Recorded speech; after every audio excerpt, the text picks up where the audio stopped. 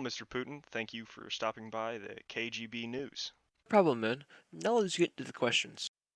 What is a semi-presidential democracy? A semi-presidential system is a mix between presidential and parliamentary democracies. It has a president who is elected by the people and a prime minister who is elected by the parliament or by the president. Usually the president sets the policies while the prime minister tries to get these policies put into law. What countries around the world use semi-presidential systems? Some countries that utilize the semi-presidential system are Russia, France, Poland, Mongolia, Egypt, Taiwan, and Madagascar. But of course, Russia is the best. The semi-presidential system in AP6 is Russia. Could you give a brief history of their system, creation, key moments, etc., and also explain the separation of powers? The creation of the Russian semi-presidential system started from the collapse of the Soviet Union in 1991. That then led to the creation of the Russian Federation and the writing of their constitution in 1993.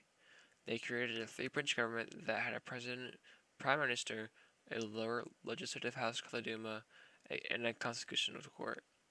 The first president of the Russian Federation was Boris Yeltsin. He was a poor president due to his illness and alcoholism. This led to him having erratic behavior, and it caused him to appoint and dismiss prime ministers rapidly. However, he stepped down from office before the election of 2000. The winner of this election was me, Vladimir Putin, and I continued as president until 2008, and then I served as prime minister until I was reelected in 2012. For Putin, could you also explain the separation of powers? Separation of powers is when the government splits its power between different branches. What exactly are the positions of head of state and head of government in Russia?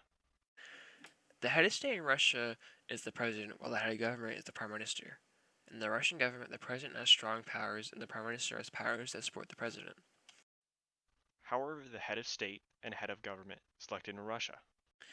In Russia, the head of state or president is selected by a popular vote, and the head of government, prime minister, is appointed by me, the president. Who is the current head of state and head of government in Russia? The head of state in Russia is me, Vladimir Putin, and the head of government in Russia is Mikhail Mishustin. How is the cabinet selected in a semi-presidential system in Russia? The cabinet is appointed by me, the president. What is the role of the cabinet in a semi-presidential system? The cabinet is led by the prime minister, and they have a great deal of concentrated, centralized power.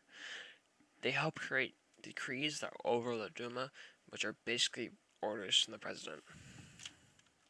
What is the role of the legislative body in a semi-presidential system regarding the selection and removal of cabinet members?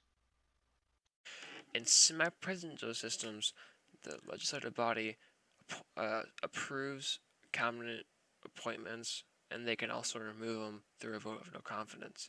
However, in Russia, the Duma, which is the legislative branch, has very little power, so it's very hard for them to do this. And finally, Mr. Putin, do you have any more relevant information pertaining to Russia's semi-presidential system? In Russia's semi-presidential system, the president holds more power over the prime minister. However, when I stepped down from the presidency and took over the role of prime minister in 2008, prime minister had a more important role.